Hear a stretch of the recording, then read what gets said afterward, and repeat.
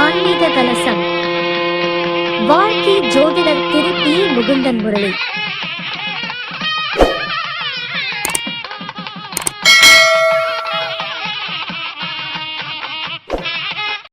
ஜோதிட குழுவினுடைய தலைவர் வேலு சிவா ஐயா அவர்கள் நம்முடைய விழாவிற்கு வந்திருக்கிறாரு. ஆனால் மாதாந்திர கருத்தரங்க கூட்டத்திற்கு இதுதான் முதல் முறையாக வந்திருக்கிறார். ஐயா அவர்கள் இத்திகாசத்தில் உள்ள நட்சத்திர சூட்சமங்கள் அப்படின்ற ஒரு தலைப்பில் இன்னைக்கு பேச இருக்கிறார். உண்மையாலுமே இந்த 27 நட்சத்திரங்களும் கடந்த காலகட்டங்களில் இத்திகாசத்தில் யாராருக்கெல்லாம் எந்தெந்த நட்சத்திரங்களை வாழ்ந்து இறந்தார்கள், அவருடைய குணாதிசயத்தை இன்னைக்கு நம்ம ஒரு அனுபவமாக எடுத்துக்கொண்டு நம்ம பயணிக்கும் பொழுது ரொம்ப எளிமையான முறையில் பலனும் சொல்லலாம், நம்முடைய குணாதிசயத்தையும் எளிமையாக தெரிந்து கொள்ளலாம். அந்த மாரி ஒரு சிறப்பான ஒரு தகவலை பற்றி முதல் முறையாக நம்முடைய மாதாந்திர கருத்தரங்க கூட்டத்தில் பேச இருக்கக்கூடிய வேலு சிவா ஐயா அவர்களை வருக வருக என அன்போடு அழைக்கின்றோம். உங்களுடைய உற்சாகமான கைத்தட்டலோட. தென்னாடுடைய சிவனை போற்றி, இந்நாட்டவர்க்கும் மெரிவா போற்றி, 5 கரத்தனை ஆணை முகத்தினை இந்தின் இளம்பெறை போலும் ஏற்றினை நந்தி மகனதனை ஞான கொழுந்தனை புந்தியில் வைத்தடி போற்றுகின்றனை. மகரிஷி ஆராய்ச்சி அறிவகத்தின் மற்றும் கல்வி மையத்தின் 83வது கருத்தரங்கு. முதல்ல அந்த அறிவகத்தினுடைய தலைவருக்கு ஒரு பொன்னாடை போர்த்தி கௌரவித்து அதுக்கு மேலே என்னுடைய தலைப்புக்கு போகலான் இருக்கேன்.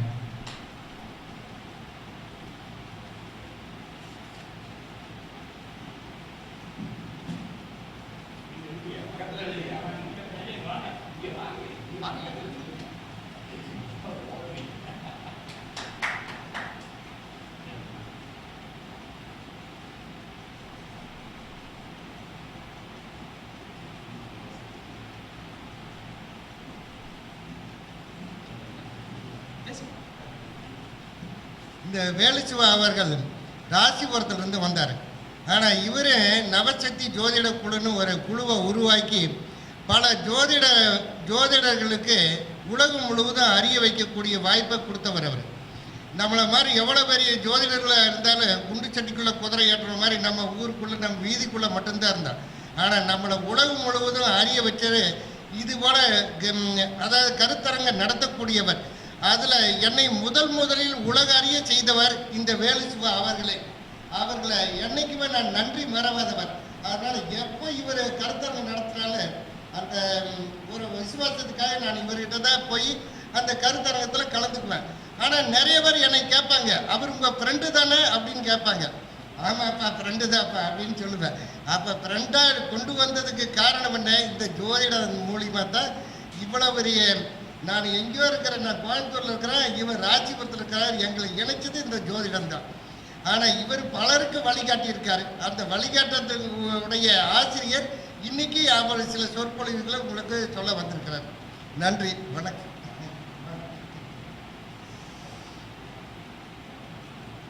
இந்த அவையில் வீற்றிருக்கும் மூத்த ஜோதிட அறிஞர்கள் தொட்டியம் பெரியசாமி ஐயா மற்றும் ஜோதிட ஆய்விலும் நாம யோகத்திலும் பிரசித்தி பெற்ற பவளக்கண்ணன் ஐயா மற்றும் ஏனைய சிறப்பு பேச்சாளர்கள் அனைவரையும், இங்கே கூடியிருக்கின்ற நல்ல உள்ளங்களையும், இந்த நிகழ்ச்சியை ஆன்லைன் மூலம் பார்த்து கொண்டிருக்கும் அனைத்து நல்ல உள்ளங்களையும் இந்த நல்ல நேரத்தில் நினைத்து உங்களுக்கு ஒரு நன்றி கலந்த வணக்கத்தை தெரிவித்து கொண்டு, இன்றைய தலைப்பு இதிகாசத்தில் நட்சத்திரங்களின் பங்கு அப்படிங்கிறத இன்றைய தலைப்பு. அப்போ இன்றைய தலைப்பில் இன்னைக்கு நடக்கக்கூடிய நட்சத்திரத்தை பற்றி நம்ம பேசுவோம். இன்னைக்கு நடக்கக்கூடிய நட்சத்திரம் மிருகசீரிஷ நட்சத்திரம். இப்போ இந்த மிருகசீரிஷ நட்சத்திரம் அப்படின்னா வான மண்டலத்தில் எந்த இடத்துல இருக்குது அப்படின்னு நீங்கள் பார்த்தீங்க அப்படின்னா இந்த நெபுலா ஓரியன் பெல்ட்டுக்கு பக்கத்தில் இருக்கக்கூடிய ஒரு நட்சத்திரம், ரெட் ஜெயிண்ட்டும் அதாவது திருவாதிரை மிருகசீரிசம் இதுக்கு பக்கத்தில், இதுக்கெல்லாம் ஒன்றா சேர்ந்து இருக்கக்கூடிய ஒரு வானமண்டலத்தில் இருக்கக்கூடிய நட்சத்திரம். இந்த நட்சத்திரத்தினுடைய சிறப்பு அப்படின்னு பார்த்தீங்கன்னா ரொம்ப எனர்ஜி உள்ளது, சக்தி உள்ள நட்சத்திரம்.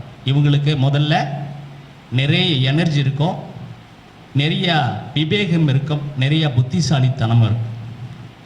இது எந்த இடத்துல வந்து இந்த ஒரு இடத்துல ஆளுமை திறன் அப்படிங்கிறதும் மேன் பவர் அப்படிங்கிறது சொல்லக்கூடியதும் ஒரு இடத்துல அதிகமாக இருந்ததுன்னா அந்த இடத்துல தப்பு நடக்கிறதுக்கான சூழ்நிலைகள் நிறையா இருக்கும். அப்போ இந்த மிருகசீரிச நட்சத்திரம் அப்படின்னா அவங்களுடைய கேரக்டர் அப்படின்னு பார்த்தீங்கன்னா முதல்ல அவங்க அந்த ஒரு இனம் புரியாத ஒரு தன்மையில் ஒரு சில தவறுகள் அடித்தவங்க பேச்சை கேட்டு செஞ்சுருவாங்க. அடுத்தது தான் திருந்தி வாழணும் அப்படிங்கிற நினைப்பில் அவங்க போகும்போது அந்த பழைய சாகவாசம் இவங்களை தொடர்பு கொண்டு மறுபடியும் அவங்கள துன்பப்படுத்தும். ரெண்டாவது, இது குரு சாபம் பெற்ற நட்சத்திரம் அப்படின்னு சொல்லப்படுகிறது. அப்போ குரு சாபம்னா என்ன? அறிவு இருந்தும் திறமை இருந்தும் அதை சரியான முறையில் சொன்ன விதத்தில் பயன்படுத்தக்கூடிய பயன்பாடு இவங்களுக்கு அதிகமாக இருக்காது. அடுத்தது, இவங்க சவகாச தோஷத்தில் மாட்டிக்கக்கூடிய ஒரு அன்பர்களாக இருப்பாங்க. அப்போ முன்வினை பயன் காரணமாக மற்றவர்கள் இவர்களுக்கு ஏதாவது ஒரு வகையில் உதவி செய்திருக்கும் பட்சத்தில் அந்த உதவிக்கு பிரதி அனுகூலமாக ஒரு சில நேரத்தில் இவங்க கேட்கும் பொழுது அது சரியா தப்பா அப்படின்னு யோசிக்காம சில செய்யக்கூடிய முடிவுகள் இவங்களுக்கு விபரீதத்தை தரலாம். இந்த நிகழ்ச்சி பூரா ஒரு கேரக்டர்லேருந்து நம்ம எடுக்க போகிறோம். இந்த பிரபஞ்சம் அப்படிங்கிறது நிஷ் பிரபஞ்சம் அப்படின்னு சொல்லப்படுகிறது. இப்போ நிஷ் அப்படின்னா ரெண்டுன்னு அர்த்தம். அப்போ இந்த உலகத்தில் எல்லாமே ரெண்டு ரெண்டாக தான் படைக்கப்பட்டு இருக்கிறது. நன்மை தீமை இது ரெண்டுமே படைக்கப்பட்டிருக்கு. அப்போ அந்த அவங்களுடைய எண்ணம் செயல்பாடுகள், அவங்களுடைய வழிபாட்டு முறைகள், வாழ்வியல் முறைகள் எதை அடிப்படையாக கொண்டு செயல்படுகிறதோ அடுத்ததும் அதை தொட்டு தான் போகுமே தவிர உடனடியாக மாற்றக்கூடிய ஒரு நிலைப்பாடு அவங்களுக்கு வருவதற்கான வாய்ப்பு மிகவும் குறைவு. அந்த அடிப்படையில் இன்றைக்கி நாம் ராமாயணத்தில் வரக்கூடிய இந்த மிருக நட்சத்திரத்தினுடைய கேரக்டர் அப்படின்னு பார்த்தீங்கன்னா மாரீசன் அப்படிங்கிற கேரக்டர் தான் நம்ம இன்றைக்கி பார்க்க போகிறோம். அப்போ இது தொடர்பாக வரக்கூடியது. இப்போ இந்த மிருக நட்சத்திரத்திற்கு உருவ அமைப்பு அப்படின்னு பார்த்தீங்கன்னா மான் தலை அப்படின்னு சொல்லப்படுகிறது இல்லையா? இது நமக்கு எல்லாத்துக்குமே ஜோதிடத்தில் தெரியும். மான் அமைப்பு அப்படிங்கிறது தெரியும். இந்த மான் அப்படிங்கிறது அதனுடைய கேரக்டர் அப்படின்னு பார்த்தீங்கன்னா மிக வேகமாக ஓடக்கூடிய ஒரு விலங்கினம். அது நமக்கு எல்லாத்துக்குமே தெரியும். ஆனால் இந்த அனல் நீரை பார்த்து காணல் நீரை பார்த்து அது நீர் என்று போய் அருந்த போய் அந்த இடத்துல அந்த நீர் இல்லாத மறுபடியும் தன்னுடைய பார்வைக்கு வேறொரு இடம் நீர் இருப்பது போல தோன்றி அங்கேயும் போகக்கூடிய ஒரு அமைப்பு. இந்த மாதிரி அது தன்னை அலைகழித்து கொண்டே இருக்கக்கூடிய ஒரு சுபாவத்தை கொண்டது தான் இந்த மான். அப்போ எனவே அதற்கு எது சரி எது தவறு என்று ஒரு புரியாத சூழ்நிலையில் தன்னுடைய எனர்ஜியை முதல்ல வேஸ்ட் பண்ணக்கூடிய ஒரு நட்சத்திரம் இந்த மிருகசீரிஷ நட்சத்திரம். அந்த கேரக்டரோட நமக்கு ஒத்து போகுது. அடுத்தது பார்த்திங்க அப்படின்னா இப்போ இந்த மாரீசன் ஹிஸ்ட்ரிக்குள்ளே நம்ம போவோம். இந்த மாரீசன் யார் அப்படின்னு பார்த்தீங்கன்னா ராவணனுடைய மாமா. அவர் தான் வந்து மாரீசன்.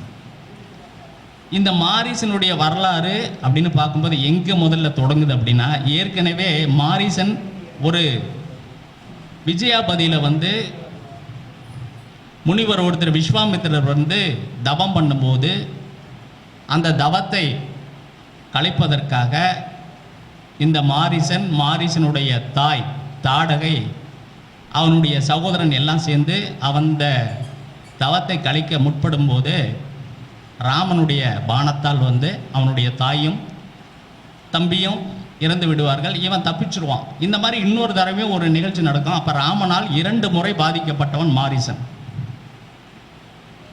அதுக்கப்புறமா நீங்கள் பார்த்தீங்க அப்படின்னா இந்த தவறு எங்கே நடக்குது அப்படின்னு பார்த்தீங்கன்னா, முதல்ல மாரீசனுக்கும் இந்த கதைக்கு எந்த சம்மந்தமுமே கிடையாது. அவன் ஒரு தனியால் அவன் ஒரு காட்டில் எல்லாம் நடந்து முடிஞ்சதுக்கப்புறம் ஒரு காட்டில் எல்லாம் திருந்தி வாழணும்னு தவம் பண்ண போகிறான். இந்த சூழ்நிலையெல்லாம் முடிஞ்சதுக்கப்புறம் அவன் தவம் பண்ணணும்னு வாழ போகிறான். ஆனால் ராவனுடைய தங்கை ஆகாய மார்க்கமாக செல்லும் பொழுது ராமனை முதல்ல பார்க்குறான்.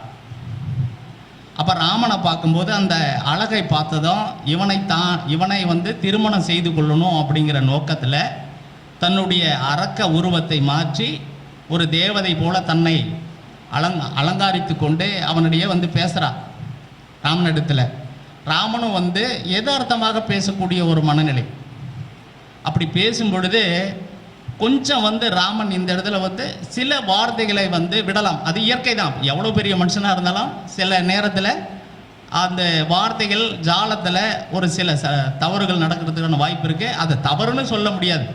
என்ன கேட்குறாரு அப்படின்னா, நீ இவ்வளோ அழகாக இருக்க, நீ வந்து இந்த மாதிரி இருக்க, உன்னை கேட்டால் கல்யாணம் பண்ணி தருவாங்களா அப்படிங்கிற மாதிரிலாம் கொஞ்சம் அந்த ராவனுடைய செயல்பாடுகள் இருக்குது. அப்போ அதை வந்து பார்த்ததுக்கப்புறம் என்ன அப்படின்னா, சீதை வந்து வந்துடுறா. இந்த சம்பாஷணைக்கு பின்னாடி இடையில் சீதை வந்துடுறா. சீதையை பார்த்ததும் ராமன் வந்து இந்த பேச்சை கட் பண்ணுறாரு. அதுக்கப்புறமா இவர் என்ன பண்ணுறாருன்னா, தாங்கிட்ட இருந்து அதை டைவெர்ட் பண்ணி லட்சுமணன்கிட்ட அனுப்பிடுறாரு. அங்கே போய் நீ பாரு அப்படின்னு. நான் இதுக்கு ஒத்து வர மாட்டேன், ஏன் சீதையை பார்த்துட்டார். அப்போ நான் இது ஒத்து வர மாட்டேன் உனக்கு, நீ வேணா அங்கே போய் பாருன்னு அப்படியே கொஞ்சம் அதை கடத்தி விடுறார். அங்கே போனால் அவங்களுக்குள்ள ஏதோ ஒரு வாக்குவாதம் நடந்து அவர் தன்னுடைய அதாவது ராவணனுடைய தங்கையினுடைய மூக்கையும் காதையும் சிறைச்சதான், அதாவது தன்னுடைய வாளால் வந்து அதை வெட்டிடுறார். அப்போ இந்த கோலத்தோட அரண்மனைக்கு போகிறா. அந்த கோலத்தை பார்த்த ராவணன் வந்து ரொம்ப இதாக கேட்கும்போது அவன் சொல்கிற விதம் வந்து அந்த சீதையை எப்படியாச்சும் கடத்திக்கிட்டு வந்துட்டா ராமனை கல்யாணம் பண்ணிக்கலாற நோக்கத்தில் அவள் பேசுகின்ற ஜால வித்தைகளுக்கு மயங்கிடுறான் முதல்ல. இப்போ இவ்வளோ பெரிய அழகா இப்போ தான் வந்து சட்டம் இந்த இதெல்லாம் வந்து இருக்குது, எப்படி ஒரு ஆணுக்கு ஒரு பெண் அப்படின்னு. ராஜாக்கள் காலத்திலாம் அப்படி இல்லை. யாருடைய நாட்டை போய் வேணாலும் பிடிக்கலாம், அந்த நாட்டினுடைய ராணியை தன்னுடைய கட்டுப்பாட்டுகளை வச்சுக்கலான்னு முதல்ல விதிமுறைகள் இருந்திருக்கு. அந்த மாதிரி முன்னைய காலகட்டம். அப்போ அந்த காலகட்டத்தில் அவனுக்கு ஒரு ஆசை. ஏன்னா இவன் வந்து மிகப்பெரிய ஒரு சக்கரவர்த்தி. அந்த சக்கரவர்த்தி என்ன பண்ணுறான், இந்த ஆசையில் மெல்ல வந்து பார்க்கணுங்கிற எண்ணம் தான் அவனுக்கு முதல்ல. அப்படி ஒரு அழகியா அதை பார்க்கணும் அப்படின்னு மெல்ல மெல்ல அவள் சொல்ல அவள் தனக்கே உரித்தமாக வேண்டும் என்ற மனதை உறுதிப்படுத்தி கொள்ளக்கூடிய ஒரு நிலைக்கு வந்துடுறான். எப்பயுமே உலகத்தில் உருவகப்படுத்தக்கூடியது தான் ரொம்ப பலம் அதிகம். அப்படி உருவகப்படுத்தி சொல்லப்பட்டதனால் அப்படி ஒரு பேரழியை உனக்கு மனைவியாக அமைந்தால் நீ இந்த பாக்கியத்திற்கு மிகவும் பாக்கியவன் அப்படின்னு சொல்லி அந்த சூழலை அவனுடைய மனதில் வந்து இதை உள்ள ரொம்ப கான்க்ரீட்டாக போட்டுறான். சரி, இப்போ நீ நேராக போக முடியாது, போய் கடத்த முடியாது அப்படிங்கிறது இவனுக்கு தெரிஞ்சிருது. அப்போ இதுக்கு யார் சரியான ஆள் அப்படின்னு பார்க்கும்போது தன்னுடைய மாமன் தான் அப்படின்னு சொல்லி மாமன்கிட்ட போய் ராவணன் வந்து மாரீசன்கிட்ட போய் இந்த மாதிரி சூழ்நிலை, இந்த மாதிரி எனக்கு வேணும். அப்போ ராவணன் அதாவது மாரீசன் வந்து ராவணனுக்கு புத்திமதி சொல்கிறான். முதல்ல நீ அரசன், ஏற்கனவே அவங்ககிட்ட 2 தடவை அடிபட்டிருக்கேன், அவன் மிகப்பெரிய ஆள், வேண்டாத வேலை செய்யாத, உனக்கு அதை விட்டால் வேற பொண்ணே இல்லையா, அவங்கக்கிட்ட நீ போவாத, இது வேண்டாத வேலைன்னு சொல்கிறான். முதல்ல உறவு முறை, இவன் மாமன் அவன் அக்கா பையன். இப்போ இந்த உறவு முறை என்ன பாருதுன்னா, இந்த உறவு முறை மாறுது. அவன் மன்னனா, இவன் வந்து அந்த நாட்டினுடைய பிரஜை அப்படிங்கிற முறையில் ராவணன் சொல்கிறான், நீ செஞ்சுதான் அவனை வேற வழி இல்லை அப்படின்னு. மறுபடியும் தடுத்து பேசுனா கண்டிப்பாக இவனுடைய வாளால் அவன் இறக்கி ஆயிடுவான்னு மாரிசனுக்கு நல்லா தெரிஞ்சு போச்சு. இவங்கிட்ட பேசி புரோஜனம் இல்லை, அந்த நிலைமையில் இவன் இருக்கான் அப்படிங்கிறத தெரிஞ்சுக்கிட்டான். கெட்டவன் ஒருத்தங்கிட்ட, கெட்டவன் இல்லை, ராவணனை பொறுத்த வரைக்கும் கெட்டவன் இல்லை, கெட்டவனாக ஆக்கப்பட்ட ஒருவன் அந்த மனநிலையில் இருக்கான். இவன் கையில் நாம் சாப்பிட்றத விட ஒரு நல்லவன் கையில் சாவலாம் அப்படிங்கிற முடிவுக்கு வந்துடுறான். அப்போ மகாபாரதத்தில் இந்த ராமாயணத்தில் 2 பேர்த்துக்கு தன்னுடைய உயிர் போகும் அப்படிங்கிற தெரிஞ்ச சண்டைக்கு போனவன் யார் அப்படின்னா கும்பகர்ணனும் மாரீசனும் மட்டும்தான். அந்த நிலைமையில் இப்போ மாரீசன் அந்த மாயமான முன்னுக்கு பின்னு காட்டுறான் தன்னுடைய, அதாவது ஒரு தங்கமான அதில் வைடூரியங்கள்லாம் பொதிக்கப்பட்டு அந்த மானாக அந்த சீதையின் முன்னால் அவன் ஒடியார மாதிரி இருக்கு. அப்போ அந்த சீதைக்கு அது மேலே ஒரு ஆர்வம் ஏற்பட்டு இந்த மான் எனக்கு வேணும் அப்படின்னு சொல்கிறான். உடனே ராமன் என்ன சொல்கிறாரு, உடனே தன்னுடைய தம்பி லட்சுமணன் கூப்பிட்டு இந்த மானை நீ பிடிச்சிட்டு வா அப்படின்னு சொல்கிறாரு. அதுக்கு சீதை என்ன சொல்கிறார் அப்படின்னா, நீ பிடிக்க லட்சுமணன் அந்த மானை பிடிக்கக்கூடாது, நீங்கள் தான் பிடிச்சிட்டு வரணும். அதுதான் எனக்கு இந்த மானை கொண்டு போய் நான் காமிக்கும் போது காட்டில் என்னுடைய கணவர் பிடித்து கொண்டு இந்த மானை கொடுத்தார் அப்படின்னு நான் கௌரவமாக சொல்லணும் அப்படின்னு சொல்லப்படுகிறது. ஆனால் லட்சுமணன் அந்த இடத்துல எவ்வளோ சொல்லி பார்க்குறாரு, வேணாம், இந்த மான் இயற்கைக்கு மாறாக ரொம்ப ஒரு வித்தியாசமாக இருக்குது, இது அரக்கர்களுடைய சதியாக கூட இருக்கலாம். ஏற்கனவே இந்த பொண்ணு நம்மக்கிட்ட ரொம்ப அவமானப்பட்டு போயிருக்கா, அதனுடைய பின்னால் வரக்கூடிய ஒரு நிகழ்வாக கூட இது இருக்கலாம் அப்படின்னு சொல்லி ரொம்ப தடுத்து பார்க்குறான். இல்லை, போய் பிடிச்சி தான் ஆகணும்னு சொல்லும்போது நீ சீதையை பார்த்துக்க அப்படின்னு ராமன் போகிறாரு. போனதுக்கப்புறம் கொஞ்சம் தூரம் அந்த மான் ஓடுது. இது மான் இல்லை அப்படின்னு உறுதி செய்து தன்னுடைய பானத்தை எடுத்து தொடுத்து அந்த அம்மு மேலே விடுற, அந்த மான் மேலே விடும் பொழுது அந்த மான் என்ன பேர் சொல்லி இறக்குது அப்படின்னு பார்த்தீங்கன்னா சீதை லட்சுமணன்ற பேரை சொல்லி இறக்குது. அப்போ பாருங்கள், இறக்குறவங்க கூட அந்த குணம் மாறல. இறக்குறான், ராமான்னு சொல்லிட்டு செத்துருக்கலாமல்ல, ஏன் அவன் பேரை சொல்லணும்? அப்போ அங்கே ஒரு சூது நடக்குது. அப்போ இந்த சீதை ராமன் தான் இறந்துட்டாருன்னு நினச்சி லட்சுமணனை நீ போய் பாரு அப்படிங்கிற. லட்சுமணன் போகவே மாட்டேங்கிறான். உன்னை என்னை பாதுகாக்க சொல்லிட்டா போயிருக்காரு. அண்ணனுக்கு எந்த விதமான ஒரு பிரச்சனைகளும் இல்லை, அண்ணன் நல்லா வந்துடுவார் கண்டிப்பாக அப்படின்னு சொல்லும்போது கூட சீதை ஏற்றுக்கவே இல்லை. அந்த பக்கத்தில் ஒரு தீ எரியுது, அந்த தீயில் நான் விழுந்து இறந்துருவேன் அப்படின்னு சொன்னதுக்கப்புறம்தான் சரி அப்படின்ட்டு தன்னுடைய அண்ணனை பார்க்குறதுக்கு லட்சுமணன் போகிறார். போன பின்பு தான் ராவணன் அந்த பரணசாலையோட தூக்கிட்டு போகிறான் அப்படிங்கிறது நமக்கு எல்லாத்துக்கும் தெரிந்த கதை. இப்போ இதுக்குள்ளே நடக்கிற இந்த கதைக்குள்ளே நடக்கிற சூட்சமாக என்ன அப்படின்னா, இந்த மிருகசீரிஷ நட்சத்திரம் முதல்ல நல்லது எது கெட்டது எதுன்னு இதுக்கு தெரியாத போயிடும். இதில் நல்லவனாக வாழணும்னு நினச்சான் மாரீசன். ஆனால் முன்னாடி நடந்த வினையினுடைய பயன் தொடர்பு அதை தடுத்து நிறுத்துது. நிறையா திரைப்படங்களில் நீங்கள் பார்க்கலாம், ஒரு வில்லன் கேரக்டர் நிறையா தப்பு பண்ணியிருப்பான், மறுபடியும் கல்யாணம் முடிச்சுக்குவான், மனம் திருந்தி வாழணும்னு நினைப்பான். ஆனால் நீ இந்த ஒரு தடவை மட்டும் இதை செஞ்சிரு, அடுத்த தடவை நீ செய்ய வேண்டாம் அப்படின்னு சொல்லி அவனை கூட்டிகிட்டு போவாங்க. அந்த இதுலேயே அந்த சூழலை அவனுடைய உயிர் போகும். அப்போ நம்ம வந்த வழி எந்த வழியோ நம்ம தொடர்ற வழியும் அது விடாது அப்படிங்கிற சொல்கிறது. இப்போ அடுத்தனுடைய மனைவிக்கு கடத்தறத்துக்கு துணை போனவன் மாரீசன். இதுவும் மிருகசீரிஷ நட்சத்திரம் தான். இதுவே அனுமான் அப்படிங்கிறதுல அவனும் கிட்டத்தட்ட அந்த மாரீசன் கேரக்டர் மிருகசீரிஷ நட்சத்திரத்தோட ஒத்து போகக்கூடியது. அவனும் அதிக பலம் கொண்டவன் தான். யார்? அனுமன். அனுமன் என்ன பண்ணார்? தன்னுடைய மனைவியான சீதையை கண்டுபிடிப்பதற்காக துணை செய்த ஒரு பக்தன், ராம பக்தன் அனுமான். இப்போ அவன் காலகாலமாக அவனுக்கு நன்றி கடனாக உள்ள அந்த அனுமான் நல்லது செய்ததுனால அந்த புகழும் கௌரவம் இன்னும் நிலைத்து நிற்கு. அப்போ ஒரு கேரக்டரு ஆற்றலும் சக்தியும் இருந்தாலும் கூட போகின்ற வழி எப்படி அப்படிங்கிறத தீர்மானிக்க முடியல அப்படின்னா கண்டிப்பாக அதனுடைய விளைவுகள் அவர்கள் கண்டிப்பாக சந்திப்பார்கள்.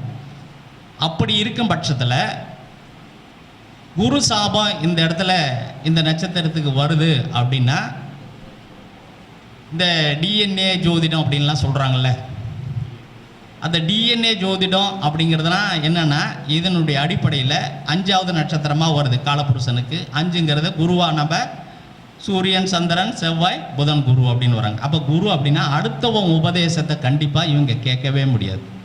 கேட்டால் இவங்களுக்கு பலிக்காது, இவங்க செயல்பாட்டுக்கு தான் போவாங்க. அப்போ இளமையில் இருந்து இவங்க நல்லதை பழக கொண்டால், நல்லதை கற்றால், நல்லதை தெரிந்தால் இவங்க வாழ்க்கையில் மாறக்கூடிய ஒரு வாய்ப்பு இருக்குது.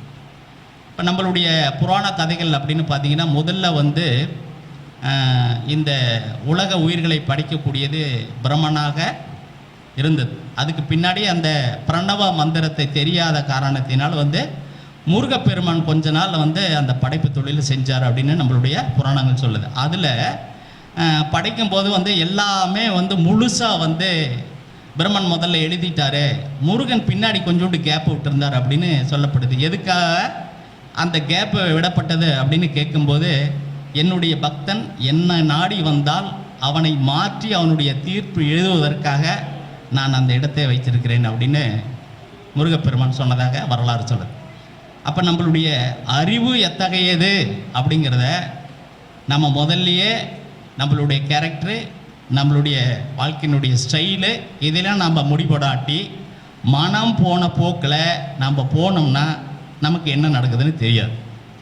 ஸோ அறிவு நம்மளுடைய ஆயுதம். அந்த நம்மக்கிட்ட எவ்வளவு பண காசு பொருளாதாரம் எவ்வளவு வாழ்வில் எல்லாம் இருந்தாலும் கூட நம்மளுடைய கேரக்டர் அப்படிங்கிறது எதில் நிறுத்துது அப்படின்னா ஒழுக்கத்தில் நிறுத்தப்படுகிறது. இப்போ இந்த ஒழுக்கம் ஒருத்தனுக்கு ஆளுமை திறனையும் சக்தியும் கண்டிப்பாக ஒரு நாளைக்கு தரும், அதில் எந்த மாற்று கருத்தும் இல்லை. அந்த ஆளுமை திறனை நாம் எந்தவித சூழ்நிலையிலையும் அந்த 2வது தன்மைக்கு போகக்கூடாது. ஒழுக்கத்தின்மை, அதாவது ஒழுக்கம் விழுக்கம் தரும், ஒழுக்கம் உயிரினும் ஓம்பப்படும் அப்படின்னு சொல்லுது. அப்போ ஒழுக்கம் அப்படிங்கிறது சாலை சிறந்தது. இந்த மாதிரி கதைகள் நமக்கு ராமாயண மகாபாரத கதைகள் நமக்கு எதை சொல்லுது அப்படின்னா அந்த கேரக்டர் கண்டிப்பாக ஒத்து போகக்கூடிய ஒரு அமைப்பில் இருக்குது. அடுத்தது இந்த மிருகசீரிஷ நட்சத்திரத்திற்கு தன்னுடைய தாய், அதாவது மாரீசனுடைய தாய் தாடகை அப்படிங்கிறதுனால இவங்களுக்கு கண்டிப்பாக தாடை சம்பந்தமான பிரச்சனை கண்டிப்பாக வருவதற்கான வாய்ப்பு உண்டு. ஏன்னா இன்னொரு பக்கம் பார்த்தீங்கன்னா அனுமனுக்கும் பஜ்ரங்கபலின்னு ஒரு பேர். இந்த பஜ்ரங்கபலி பேர் அப்படின்னு எதற்காக வந்தது அப்படின்னு பார்த்தீங்கன்னா ஆஞ்சநேயர் அந்த சூரியனை பார்த்து மிகவும் அழகாக ஒரு பந்து போல் இருக்குது அப்படின்னு நினச்சி அதை விழுங்க போனதாகவும், அதனால் இந்த உலகம் இருள் மையத்தில் இருந்ததாகவும், இதை எல்லாமே போய் இந்திரன்கிட்ட முறையிட்டு இந்திரன் தன்னுடைய வஜ்ர ஆயுத்தால் ஆஞ்சநேயனுடைய தாடை அடித்து மறுபடியும் சூரியனை வெளியில் கொண்டு தான் நம்மளுடைய புராணங்கள் சொல்லுது. அப்போ அந்த அடிப்படையில் பார்க்கும்பொழுது அந்த அடிபட்டதுனால இந்தியில் பஜ்ரங்கம் அப்படின்னா தாடைன்னு பேர். அப்போ அந்த தாடை சம்பந்தமான பஜ்ரங்கபலி அப்படின்னா தாடையால் அவனுக்கு கண்டிப்பாக பிரச்சனை வரும். அப்போ ஒரு ஜாதகத்தில் மிருகசீரிஷ நட்சத்திரத்தில் 6ஆம் அதிபதி 8ஆம் அதிபதியோ 12ஆம் அதிபதியோ இருந்தால் அவங்களுக்கு கண்டிப்பாக தாடை சம்பந்தமான பிரச்சனை வருவதற்கான வாய்ப்பு உண்டு. அப்போ லக்னாதிபதியே போய் நின்னா அப்படின்னா அவங்களுடைய தாடை ஒன்று ரொம்ப சின்னதாக இருக்கலாம், அல்லது நீளமாக இருக்கலாம், அல்லது அவங்களுக்கு பல்லு சார்ந்த பிரச்சனைகள் வரலாம். தாடைக்குள்ளே தானே பல்லு இருக்குது. இப்போ பல்லு சார்ந்த பிரச்சனை அவங்களுக்கு வருவதற்கான வாய்ப்பு உண்டு. அதே போல் இந்த மான் என்ன பண்ணும் அப்படின்னு பார்த்தீங்கன்னா தன்னுடைய இனத்துக்கு ஒரு வித்தையை கற்றுக் கொடுக்கும். என்ன அப்படின்னா ஒரு இடத்துல இருந்து முதல்ல எஸ்கேப் ஆகிற ஒரு தன்மையை மான் மட்டும்தான் கற்றுக் கொடுக்கும். மற்ற மிருகங்கள் போராட தன்மையை தான் கற்றுக் கொடுக்கும். அதனால் இந்த மான் ஒரு இடத்துல இருந்துன்னா முதல்ல தப்பிக்க பார்க்கும். அந்த கேரக்டர் முதல்ல தப்பிக்கணும்னு பார்க்கும். ஆனால் என்ன செயலை செஞ்சுட்டு தப்பிக்கிறத தான் பார்க்கும். நீ கெட்ட செயலை செஞ்சுட்டு தப்பிக்கணும்னு பார்த்தா முடியவே முடியாது. அந்த மாதிரி எண்ணங்களை அந்த கேரக்டரோட நம்ம பொருத்தி பார்க்கும்போது கண்டிப்பாக நிறைய விஷயங்களில் ஒத்து போகுது. அதனால் நம்ம வந்து அந்த நட்சத்திரத்துக்கு நம்ம பார்த்தோம்னா மிக சிறப்பானதாக இருக்கும். மேலும் இந்த மாரீசனுடைய அமைப்பு நம்ம பார்க்கும்போது சரி இந்த நட்சத்திரத்துக்கு சின்ன வயசுலேருந்தே எப்படி நம்ம பயன்படுத்தலாம் அப்படின்னு பார்த்தீங்கன்னா, முதல்ல விரதங்கள் அதிகமாக கற்றுக் கொடுக்கணும். விரதங்கள் அப்படின்னா அதாவது நம்ம வந்து உணவு உண்ணாமல் இருக்கோம் இல்லையா, இந்த உணவு உண்ணாமல் இருக்கிறதுல நம்ம உடம்புக்கு நாம் விரதம் அப்படின்னு சொல்கிறோம். ஆனால் நம்ம உண்ணாமல் இருக்கும் பொழுது நம்ம உடம்புக்குள்ளே என்னென்ன மாற்றங்கள் நடைபெறுது அப்படிங்கிறத 2016ஆம் ஆண்டு ஜப்பான் நாட்டினுடைய ஒரு உயிரியல் ஆய்வாளர் வந்து அவர் பேர் வந்து யோஜனர் ஓசாமா அப்படின்னு அவருடைய பேர். அவர் வந்து கண்டுபிடிக்கிறார். அதுக்கு அவருக்கு நோபல் பிரைஸு 2016ஆம் ஆண்டு கொடுக்கப்பட்டிருக்கிறது. அதில் என்ன அவர் கண்டுபிடிச்சிருக்கிறார் அப்படின்னு பார்த்தீங்கன்னா, நம்ம உண்ணாமல் இருக்கும் பொழுதே நம்ம உடம்பில் என்ன நிகழ்வுகள் நடத்தப்படுகிறது அப்படிங்கிறத ரொம்ப அருமையாக தன்னுடைய அந்த ஆய்வில் எழுதியிருக்கிறார். அதில் ஒரு சில விஷயங்களை நம்ம பார்ப்போம். நம்ம உடம்புல வந்து நம்ம சாப்பிடாமல் இருக்கிற நேரத்தில் வந்து ஆட்டோபைஜிங்னு ஒரு சிஸ்டம் வேலை செய்யுது. நம்ம உணவு உண்ணும்போது உணவு உண்ணதுக்கப்புறம் அந்த உணவை செரிப்பதற்கு இன்சுலின் சுரக்குது. அப்போ அந்த உணவை வந்து செரிக்கிறதுக்கு ரத்தத்தில் கலக்கிறதுக்கு இன்சுலின் குளுக்கோஸாக மாறி ரத்தத்தில் கலக்கிறதுக்கு இந்த 2 வேலை செய்யுது. அப்போ முதல்ல உண்ணாமல் இருக்கும்போது நம்மளுடைய உடம்பு சுத்தப்படுத்தப்படுகிறது. எந்த மாதிரியான சுத்தம் அப்படிங்கிறது முதல்ல நமக்கு தெரியும். அதுக்கு வந்து இங்கிலீஷில் ஆட்டோபைஜிங் அப்படின்னு பேர். என்ன அப்படி சொல்லுது அப்படின்னா, நீங்கள் சாப்பிடாமல் இருக்கிறப்ப இந்த உள்ற வந்து மைட்டோகாண்ட்ரியா, அதாவது நம்மளுடைய செல்கள் இருக்குல்ல, அதில் வந்து மைட்டோகாண்ட்ரியான்னு ஒரு பகுதி இருக்குது. அந்த பகுதி தான் வந்து உடலுக்கு தேவையான அந்த செல்களுக்கு தேவையான சத்தை வந்து முதல்ல எனர்ஜியை பண்ணக்கூடியது. அந்த செல்கள் எனர்ஜி இல்லாமல் டேமேஜ் ஆன செல்கள், பழுதான செல்கள் அப்படின்னு அந்த செல்கள்லாம் வந்து ரிப்பேர் செய்து அந்த செல்களை மறுபடியும் மறுசுழற்சிக்கு கொண்டுட்டு வருது. அதுக்கு பேர் ஆட்டோகோசம்னு பேர். மறுசுழற்சி செய்து கொண்டு வருது. இதில் இன்னொரு செல் இருக்குது. அந்த செல்லுக்கு பேர் ஜோமியா செல்கள் அப்படின்னு பேர். ஜோம்பியா அப்படின்னு பேர். இந்த ஜோமியா அப்படிங்கிறது தமிழ் பேர் என்ன அப்படின்னு பார்த்தீங்கன்னா மிருதன் அப்படின்னு பேர். இந்த மிருதன் அப்படின்னு ஒரு தமிழ் படம் வந்தது, ஜெயம் ரவி நடித்த படம். அந்த மறுபடியும் ஒரு படத்தை பாருங்கள். ஒரு மனிதனுக்குள்ளே இன்னொரு ஆவி ஒன்று பூந்துடும். அந்த மாதிரி பூந்துறத அதனுடைய இயற்கையினுடைய தன்மை ஒரு மனிதனுக்கு மாறி அந்த உள்ற பூந்த ஆவி என்ன செய்யணும்னு நினைக்குதோ அதை செய்யும். இதுக்கு பேர் ஜோம்பியா செல்கள் அப்படின்னு பேர். அப்போ நம்ம உடம்புக்குள்ளே அந்த மாதிரி செல்கள் இருந்ததுன்னா அது என்ன பண்ணும் அப்படின்னா, நம்மளுக்கு வரக்கூடிய பாசிட்டிவ் தன்மைகளை குறைத்து நெகட்டிவ் தன்மையை அதிகமாக செய்யக்கூடிய ஒரு நிகழ்வை உண்டாக்கும். இந்த மாதிரி விரதங்கள் நமக்கு இருப்பதன் மூலமா வந்து அந்த செல்கள் வந்து மறுசுழற்சிக்கு அனுப்பி மறுபடியும் அந்த செல்கள் வந்து ரீசைக்ளிங் ஆகி மறுபடியும் நல்ல ஒரு பயன்பாட்டுக்கு வரக்கூடிய ஒரு அமைப்பை உருவாக்கும். இப்போ உணவு எப்போதெல்லாம் சாப்பிட்ணும், நினச்ச நேரத்திலலாம் சாப்பிடக்கூடாது. அதாவது ஒரு 12 மணி நேரம் உணவு இடைவேளை. ஒரு காலையில் இதை வந்து நீங்கள் ஒரு ப்ராக்டிஸாக பண்ணலாம். எப்படி பண்ணலாம் அப்படின்னு பார்த்தீங்கன்னு வச்சுக்கோங்க. இரவு 8 மணிக்கு சாப்பிட்றீங்க அப்படின்னா மறுநாள் காலையில் 8 மணிக்கு உணவு சாப்பிட்ற மாதிரி. இடையில் வந்து எந்த உணவு பழக்கங்களையும் மேக்சிமம் நீங்கள் எடுத்துக்காமல் இருக்கணும். இப்போ இந்த 12 மணி நேரம் இடைவெளியில் உங்களுக்கு வந்து அந்த இன்சுலின் சுரக்கிறதுக்கான வாய்ப்பு மிக மிக குறைவு. அது வேலை செய்யாது. அதே போல் வந்து உணவு அந்த 8 மணி நேரத்துக்கு அந்த 12 மணி நேரத்துக்கு பின்னாடி எடுத்த உடனே இனிப்புகளையோ அல்லது பேக்கரி ஐட்டங்களையோ அல்லது கார்போஹைட்ரேட் உணவுகளையோ அதிகமாக எடுத்துக்கொள்ளக்கூடாது அப்படின்னு அந்த விஞ்ஞானம் சொல்லுது. அதே போல் இப்போ 12 மணி நேரம் எடுத்ததை இப்போ மறுபடியும் ஒரு 14 மணி நேரம் 10 மணி வரைக்கும் நைட்டு 8 மணிக்கு சாப்பிட்டிங்கன்னா மறுநாள் காலையில் 10 மணி வரைக்கும் சாப்பிடாமல் இருக்கு. அதே மாதிரி வந்து 8 மணிலேருந்து மதியம் 12 மணி வரைக்கும் இந்த மாதிரி கொஞ்சம் கொஞ்சமாக உங்களை நீங்கள் தயார் பண்ணிக்கிட்டு வந்தீங்கன்னா நீங்கள் வந்து உலக இயக்கத்தினுடைய தன்மையில் இயல்பு நிலைக்கு வரக்கூடிய உங்களுடைய செல்கள் வந்து ஆரோக்கியமாக புத்துணர்ச்சியாக வரும்போது உங்களுக்கு நல்ல எண்ணங்களும் நல்ல செயல்பாடுகளும் வருவதற்கான வாய்ப்பு உண்டு. ஏன் இதெல்லாம் சொல்கிறோம் அப்படின்னா, ஒரு மனிதன் கெட்டவனாக ஆகக்கூடாது அப்படின்னா ஒழுக்கம் ரொம்ப முக்கியம். அந்த ஒழுக்கம் முக்கியம் முதல்ல எங்கேருந்து வருது அப்படின்னா, முதல்ல நம்ம வந்து உண்ணக்கூடிய உணவு தான் ரொம்ப முக்கியம். பார்க்கக்கூடிய பார்வை, நம்ம உண்ணக்கூடிய உணவு, இருக்கக்கூடிய இடம், இது எல்லாமே ஒன்றோட ஒன்று பின்னி பிணைக்கப்பட்டிருக்கிற அமைப்பில் தான் வந்து நம்மளுடைய வாழ்க்கை முறை அமைந்திருக்கு. அதுக்கு தான் வந்து அதை சொல்கிறான் நேச்சுரல் செக்கார்டியன் ரிதம் அப்படின்னு சொல்கிறான். இயல்பாக வாழக்கூடிய வாழ்க்கைக்கு, இயற்கைக்கு முரணாக வாழக்கூடிய வாழ்க்கைக்கு நம்ம வந்து ஆட்பட்டு போனோம் அப்படின்னா நம்மளுடைய இயல்புத்தன்மை என்ன செய்கிறோம் ஏது செய்கிறோன்னு தெரியாமையே நம்மளை அறியாமலே சில சிக்கல்லாம் போய் மாட்டிக்கும். ஒரு காலத்தில் ஆசைக்கோ அல்லது தேவைக்கோ ஒரு தப்பை செஞ்சுட்டு நான் நல்லவன் அப்படின்னு நீங்கள் டக்குன்னு மாறணும்னா இந்த சமுதாயமோ ஏற்றுக்காது. ஆனால் இது கூட பழகணுன்னு உங்களை விட்டுட்டு போக மாட்டான். அதனால தான் வாழும் முறையை வந்து நம்ம வந்து ஒரு ஒழுக்கமான முறையில் வாழ்வது நமக்கு ஒரு நல்ல பலனை தரும். இப்போ இந்த மிருகசீரிஷ நட்சத்திரத்தை பார்த்துட்டோம். இப்போ அடுத்தது பார்த்திங்கன்னா இந்த புனர்பூச நட்சத்திரத்தை பார்ப்போம். இந்த புனர்பூச நட்சத்திரம் அப்படிங்கிறது நமக்கு எல்லாத்துக்குமே தெரியும், ராமபிரானுடைய நட்சத்திரம்.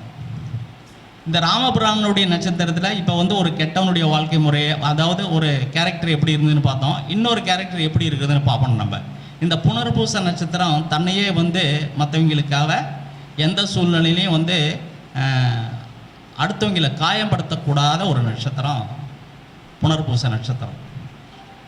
அடுத்தது பார்த்தீங்க அப்படின்னா அதுக்கு வந்து எந்த சூழ்நிலையிலையும் தன்னை நிலைநிறுத்திக்கக்கூடிய ஒரு மனநிலை அதுக்கு இருக்கும்.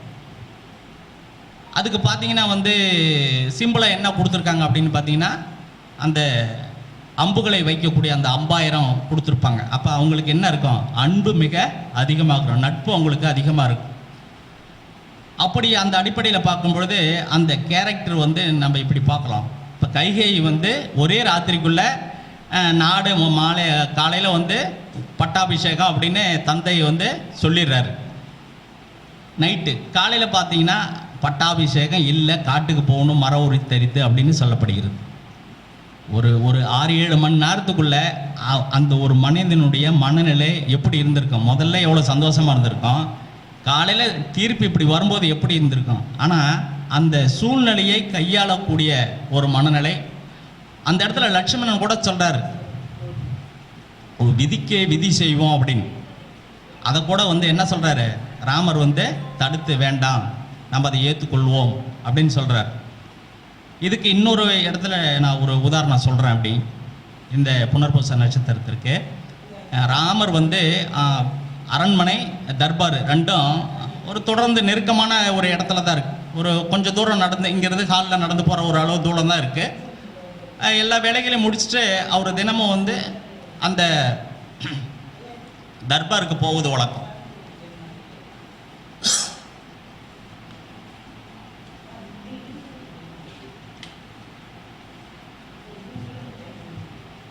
அந்த தர்பாருக்கு போகிற வழியில் மேலே ஏற போகும்போது காலணிகளை விட்டுட்டு போகணும்.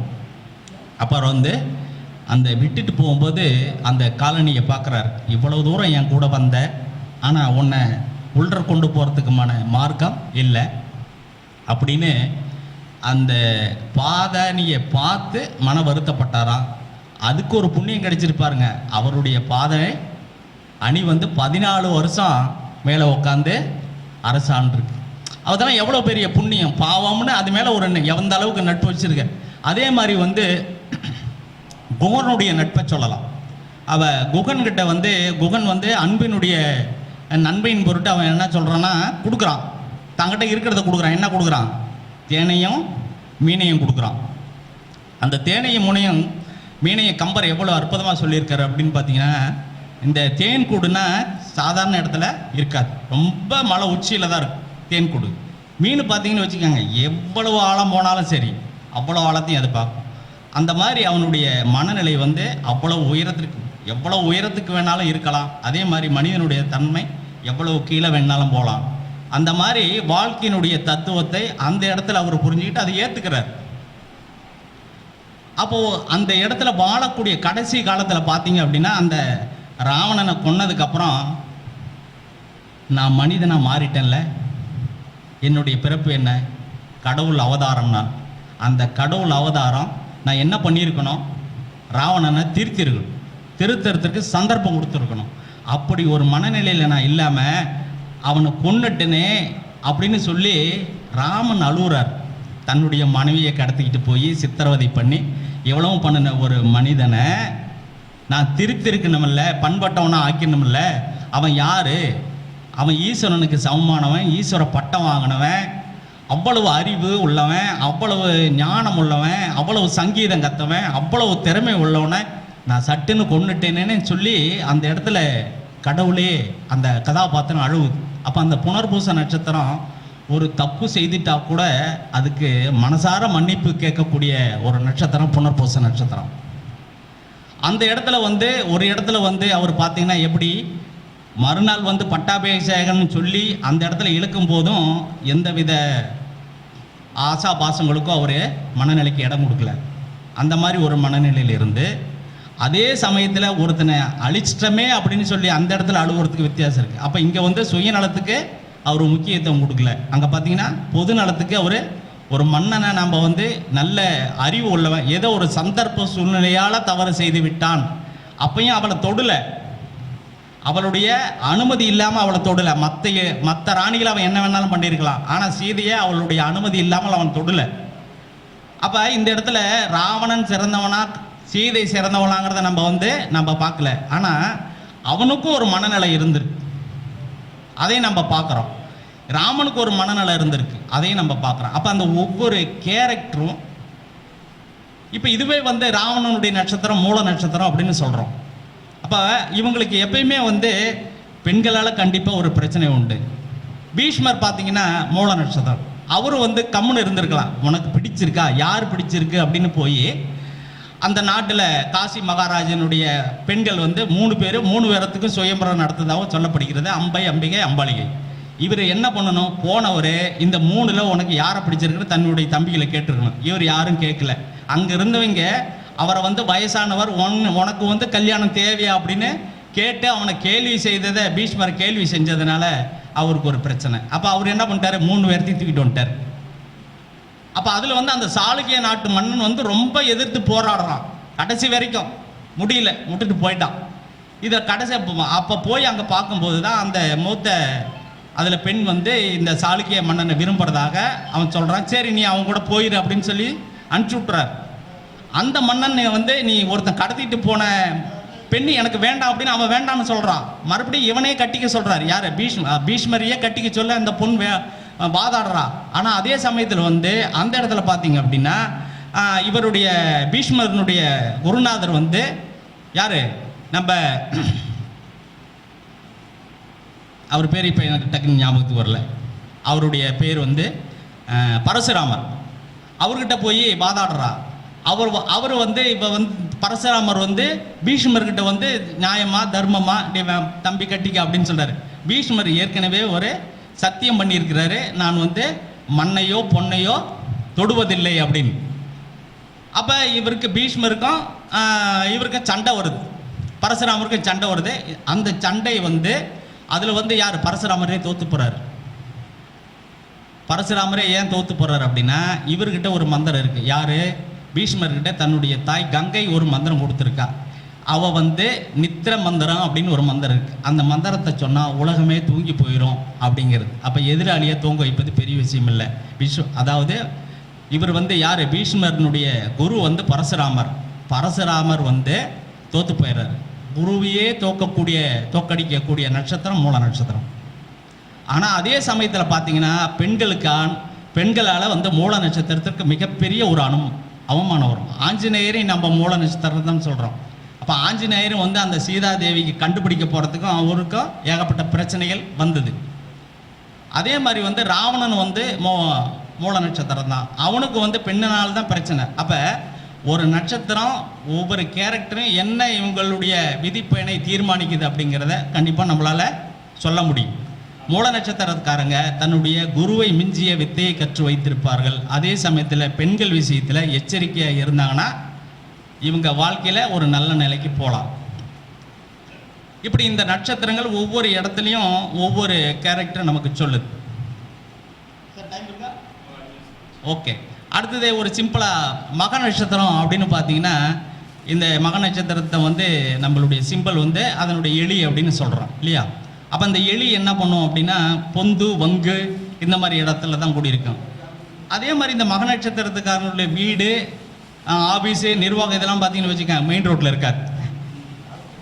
நேராக அது மாதிரி சந்து பொந்து உங்களை தான் இருக்குது. இவங்களால ரொம்ப நேரம் வந்து பிரீத்திங் லெவலை இவங்களால கண்ட்ரோல் பண்ண முடியும்னா முடியாது. அதே மாதிரி வந்து இந்த புகை போட்டாங்கன்னு வச்சுக்கோங்க, இந்த புகையெல்லாம் போட்டாங்கன்னா இவங்களுக்கு சேரவே சேராது, அதனுடைய கேரக்டர். அதே மாதிரி இவங்க வந்து ஆங்கரிங் துறையில் ரொம்ப சிறப்பாக இருப்பாங்க. மகம் அப்படின்னா என்ன அப்படின்னா ஏற்கலப்பை. அப்போ இவங்க என்ன பண்ணுவாங்க, அதுக்கு இங்கிலீஷில் ஆங்கர்னு பேர்.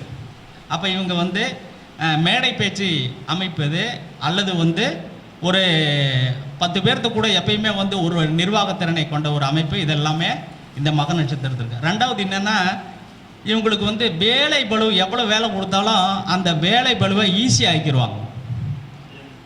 ஏன்னா வந்து ஒரு 10 மூட்டை 10 கிலோ உள்ள அரிசியை ஒரே தலையில் தூக்கிட்டு போகிறதுக்கு பதிலாக ஒரு ஒரு ஒரு குச்சியில் 5-5 கிலோவை கட்டி தோளில் துவந்துட்டு போனால் வெயிட் கம்மியாக போகும். அப்போ காவடிங்கிறது என்ன அப்படின்னா எடுக்கிறோம். காவடி இந்த மக நட்சத்திரத்துடைய சிம்பல். காவடி எதுக்கு அப்படின்னா, ஒரு மனிதன் தன்னுடைய சுமைகளை குறைப்பதற்காக பயன்படுத்தக்கூடிய ஒரு நட்சத்திரம் மக நட்சத்திரம். காலபுருஷ தத்துவத்தில் 10வது நட்சத்திரம் 5வது வீட்டில் உள்ளது. இது சென்னையில் ஒரு மிகப்பெரிய குரூப்பே இருக்குது, மக நட்சத்திர நாளை வழிபடக்கூடியது. மிகப்பெரிய ஒரு பணக்கார குரூப்.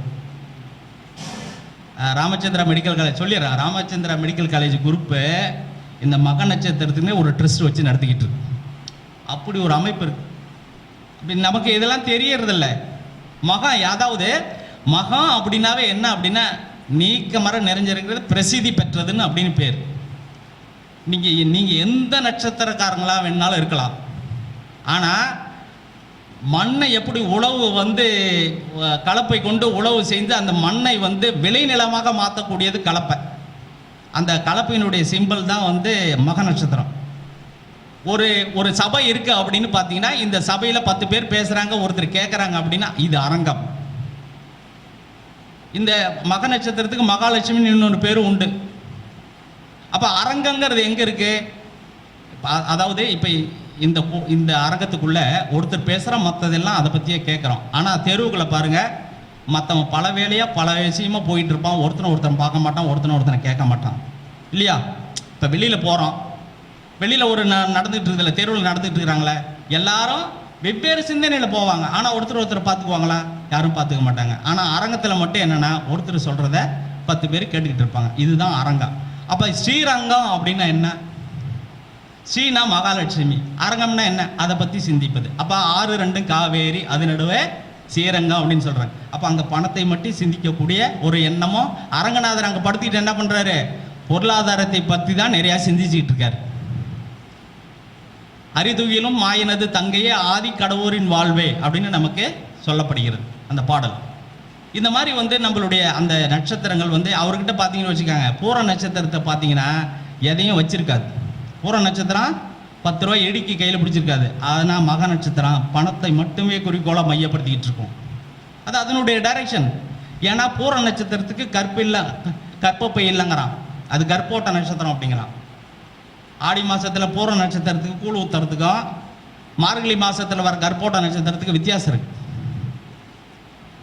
அந்த மாதிரி ஒவ்வொரு நட்சத்திரத்துக்கும் அதனுடைய பயன்பாடுகளை நம்ம எப்படி வேணாலும் நம்ம வந்து பயன்படுத்திக்கலாம். ஆனால் நம்மளுக்கு அதை பயன்படுத்தக்கூடிய நட்சத்திரம் நமக்கு சரியாக தெரியணும். இப்போ பஞ்சாங்கம் அப்படின்னா எதுக்கு அப்படின்னா, இப்போ வானசாஸ்திரம் இருக்குது, பஞ்சாங்கம் இருக்குது. அதை நம்ம ஏன் படிக்கணும், அதை ஏன் தெரிஞ்சுக்கணும்? நமக்குள்ள பிரச்சனையை தீர்த்துக்கிறதுக்கு தான். அது ஒன்று நமக்கு தேவை அப்படிங்கிறத நம்ம கண்டிப்பாக வந்து தீர்த்துக்கணும். சாப்பாடு, அதாவது இப்போ மக நட்சத்திரமே வச்சுக்குவோம். இப்போ மக நட்சத்திரத்தன்னைக்கு நீங்கள் சாப்பாடு போட்டிங்க அப்படின்னா, நீங்கள் ₹1 உங்கள் அக்கௌண்ட்டில் இருக்குது அப்படின்னா, மக நட்சத்திரத்தன்னைக்கு நீங்கள் ஒருத்தருக்கு தானம் பண்ணிங்கன்னா உங்கள் அக்கௌண்ட்டில் ₹1000 இருக்கிறதுக்கு சமம். ஏன் அப்படின்னு பார்த்தீங்கன்னா, அது காலபுருஷன் தத்துவத்தில் சிரமண்டலத்தில் இருந்து இந்த சரமண்டலத்திலிருந்து சிரமண்டலத்தில் இருக்கக்கூடியது. அப்போ ஸ்திரமண்டலம் அப்படின்னா என்ன அர்த்தம்னா, தீர்க்கமாக இருக்கக்கூடியது. அங்கே இருக்கக்கூடிய நெருப்பு வந்து எப்போதும் எரிஞ்சிக்கிட்டு இருக்கிற நெருப்பு. அப்போ எப்போ ஏற்பட்டு எரிஞ்சிக்கிட்டு இருக்கிற நெருப்பு என்ன செய்யும்? எல்லாத்துக்கும் ஒளியை தரும். ஒளி இருந்ததுன்னா பயம் இல்லாமல் போகலாமில்ல ஒரு மனிதனுக்கு. இப்போ பெட் மாஸ்டர் ரைட் இருக்குது. இப்போ நீங்கள் இருட்டில் போகிறீங்க, ஒரு 5 கிலோமீட்டர் இருட்டில் போகணும், ஆள் துணை இல்லை, ஆள் துணை இருந்தாலும் 2 பேர் இருந்தால் மட்டும் இல்லையா எதிரில் என்ன கிடக்குதுன்னு தெரியுமா? தெரியாது. அப்போ நம்மளுக்கு ஒரு ஒளி இருந்துன்னா, ஒரு பெட்மாஸ் லைட் இருந்து என்ன பண்ணோம், நம்மளுடைய வழியை நம்மளால் போக முடியுமா? அதே மாதிரி இந்த சித்ரா பௌர்ணமி, இதை ஒன்றை மட்டும் சொல்லி நம்ம என்னுடைய பேச்சை நான் நிறைவு செய்துக்கொள்கிறேன். சித்ரா பௌர்ணமி அப்படிங்கிறது என்ன அப்படின்னா, இந்த சூரியன் வந்து பரணி நட்சத்திரத்துலேயும் சந்திரன் வந்து சுவாதி நட்சத்திரத்துலேயும் போகக்கூடிய ஒரு நாள் தான் சித்ரா பௌர்ணமி. அப்போ சூரியன் வந்து யாருடைய நட்சத்திரத்தில் போகிறா? பரணி. பரனுடைய நட்சத்திரம் யாருடைய நட்சத்திரம்? யமனுடைய நட்சத்திரம் அப்படின்னு சொல்கிறாங்க. அப்போ அந்த நட்சத்திரத்தில் போகும்போது ஆத்மகாரகன் சொல்லக்கூடிய சூரியன் எங்கே போகிறாரு? யமனுடைய நட்சத்திரத்தில் போகிறார். அதே சந்திரன் எங்கே போகிறாரு? சுவாதி நட்சத்திரத்தில் துலா ராசியில் போவார். அப்போ அந்த துலாம் ராசியில் சுவாதி நட்சத்திரம் என்ன? நரசிம்ம அவதாரம். அந்த நட்சத்திரம் நரசிம்ம அவதாரத்தை சொல்லுது. அப்போ இந்த ரெண்டையும் நாம் வந்து ஒரு அந்த நாளில் செய்து சமைக்கப்படக்கூடிய ஒரு உணவை நாம் வந்து சந்திரனுடைய வெளியில் வைத்து வழிபட்டு அதை நம்ம சாப்பிட்டோம் அப்படின்னா அது நமக்கு வந்து மருந்தாக ஆகக்கூடிய ஒரு நன்மையை தரக்கூடியது. அதனால் நம்ம வந்து நன்மையாக அதை நம்ம அன்னைக்கு பயன்படுத்திக்கிட்டோம்னா நம்ம வாழ்நாள் பூரா அந்த ஒரு வருடத்திற்கு உங்களை நோய் அணுகாது அந்த உணவு. அப்போ நீங்கள் என்ன பண்ணலாம்? நல்ல சீடை, முறுக்கு, இதை மாதிரி உணவு பண்டங்களை நீங்கள் வந்து மொட்டை மாடியில் சந்திர வெளிச்சத்தில் வச்சு நீங்கள் வழிபாடு செஞ்சு நீங்கள் அந்த உணவை நீங்கள் வந்து மற்றவங்களுக்கு தானமாக கொடுப்பதும் நீங்கள் உண்ணுவதும் உங்களுக்கு புண்ணியம். அதுவும் இல்லாமல் அன்னைக்கு வரக்கூடிய நட்சத்திரம் 2 நட்சத்திரம் இருக்குது. அப்போ என்ன நட்சத்திரம் இருக்குது? நெல்லிக்காய். பரணி நட்சத்திரம் நெல்லிக்காய், சுவாதி நட்சத்திரம் என்ன? தேன். இந்த ரெண்டையும் நீங்கள் மிக்ஸ் பண்ணி வச்சு அதனுடைய நிலவு வெளிச்சத்தில் அன்றைக்கி வச்சு வாழ்நாள் பூரா நீங்கள் பயன்படுத்திக்கலாம். ஆரோக்கியமும் பணமும் உங்களுக்கு பெருகும். சக்கரத்து ஆழ்வாருக்கு பின்னாடி தான் வந்து லட்சுமி நரசிம்மரே இருக்கிறார். நீங்கள் திருச்சியில் போய் பாருங்கள். அப்போ திருச்சியில் பார்த்தீங்கன்னா சக்கரத்து ஆழ்வாருக்கு பின்னாடி தான் நரசிம்ம மூர்த்தியாக இருக்கிறார். அப்போ அவர் என்ன, அவரை போய் நீங்கள் அந்த நாளில் வழிபட்டாலும் உங்களுக்கு நன்மை கிடைக்கும். இன்னொன்று பார்த்தீங்க அப்படின்னா ஸ்ரீரங்கம் அப்படிங்கிறது என்ன அப்படின்னா நம்ம ஊரினுடைய, நம்ம தமிழ்நாட்டினுடைய மையப்பகுதி. நம்ம நாட்டினுடைய, அதாவது தமிழ்நாட்டினுடைய மையப்பகுதி திருச்சி. நம்மளுக்கு எப்பெல்லாம் எனர்ஜி வந்து குறையுதோ, நீங்கள் உங்களுக்கெல்லாம் எப்போ எனர்ஜி குறையுதோ அந்த மையத்தை போய் நீங்கள் ஒரு தடவை டச் பண்ணிட்டு வந்தீங்கன்னா உங்களுக்கு அந்த எனர்ஜி கூடும். ஏன் அப்படின்னு பார்த்தீங்கன்னு வச்சுக்காங்க, இப்போ ஒளி கிரகங்கள்னு சொல்லக்கூடியது மெயினாக வந்து சூரியனை தான் நம்ம சொல்கிறோம். அதை மையப்படுத்தி தான் எல்லா கிரகங்களும் சுற்றுது ஒரு ஈர்ப்பு விசையில். அந்த கிரகங்கள் வந்து வக்கரம், அஸ்தங்கம், அஸ்தமனம் அப்படின்னு ஆயிடுச்சுன்னா அதுக்கு பலம் இருக்குமா? பலம் இருக்காது.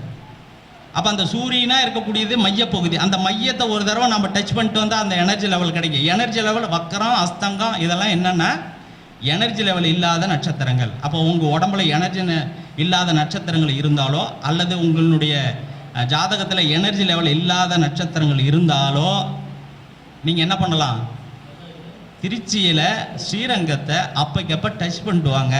அந்த படத்தை நீங்கள் எந்த ராசிக்காரங்களா நட்சத்திரக்காரங்களா எந்த அமைப்பில் இருந்தாலும் சரி, எந்த தசாபதி, அவருடைய கேரக்டரை நாங்கள் முதல்ல உள்வாங்குங்க. மகாவிஷ்ணுனுடைய கேரக்டரு, கிருஷ்ணனுடைய கதாபாத்திரங்களை என்ன சொல்லுது அப்படின்னா, சாட்சி பாவமாக இரு, எதையும் உள்ளே வாங்கிக்காத, நடக்குதா நடக்கட்டும் அப்படின்னு சூத்திரதாரியாக இரு, செயல்பாட்டுதாரியாக மாறாத அப்படின்னு சொல்கிறார். செயல்பாடு வாங்கினா தான் உனக்கு பிரச்சனை, வாங்காத உனக்கு வராது. அடுத்தவன் திட்டுறானா, எனக்கு இல்லை எவனையோ திட்டுறான்ட்டு போ, எழுத்து பேசாத, 5 நிமிஷம் கம்மி மௌனமாக இருந்துட்டு போ, அது அவனைத்தான் தாக்கும், உன்னை தாக்காது. எதிரி ஒருத்தன் பேசுகிறானா, அரை மணி நேரம் வேணாலும் பேசிட்டோம், நீ கம்முனே இரு, உன்னை பாதிக்கவே பாதிக்காது. இதுதான் பகவான் சொல்கிறது. நீங்கள் எந்த கிரகம் எந்த தசாபுத்தி வேணாலும் நடத்திட்டோம், உங்கள் மனசை நீங்கள் கண்ட்ரோலாக வச்சுக்க தெரிஞ்சிங்கன்னா நீங்கள் பெரிய ஆள். எல்லாத்துக்குமே தசாபுத்தி நடக்குது. பெரிய பணக்காரனுக்கு தசாபுத்தி நடக்குது தானே, அவனுக்கு கெட்ட நேரம் வராதியா போகுது? வருதில்ல. அவன் ஏன்? அவங்ககிட்ட பவர் அதிகமாக இருக்கிறதுனால அதை சரி பண்ணிக்கிறான். நம்ம பவர் அதிகமாக இல்லாதனால கஷ்டப்படுறோம். பவரை உருவாக்கிக்காங்க. அந்த பவர்னால் என்ன? மனசு தான் பவர், வேறு ஒன்றுமே கிடையாது. ஒரு விஷயத்தை மனசுக்குள்ளே போட்டுக்கிட்டு சொல்லட்டாதீங்க. சொல்லட்டினீங்கன்னா இயற்கை வாழ்க்கை பாதிக்கப்படும். முதல்ல இயல்பு வாழ்க்கையை சரியாக பயன்படுத்துங்க, எல்லாமே சரியாக ஆயிரும் என்று கூறி இதுவரை இந்த உரையை கேட்டுக்கொண்டிருந்த அனைத்து நல்ல உள்ளங்களுக்கும் எனது நன்றியையும், இந்த நிகழ்ச்சிக்கு என்னை அழைத்த முகுந்தன் முரளி ஐயாவுக்கும் நன்றியை தெரிவித்துக்கொண்டு, என்னுடைய தொலைபேசி எண் 95 85 32 80 32. வாழ்க வளமுடன், வாழ்க வையகம். நன்றி, வணக்கம்.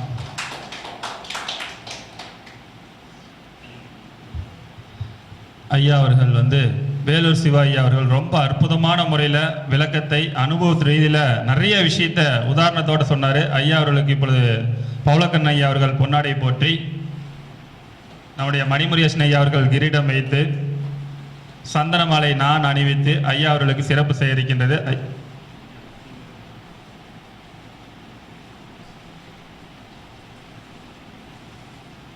இந்த விழாவிற்கு ஐயா வந்தார், அந்த நேரத்தில் கொடுக்க முடியல.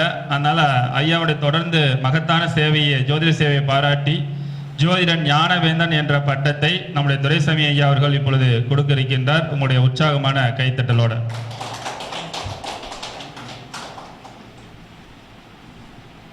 ஐயா அவர்களுடைய சேவையை பாராட்டி ஐயா அவர்கள் பொன்னாட போத்துறாரு.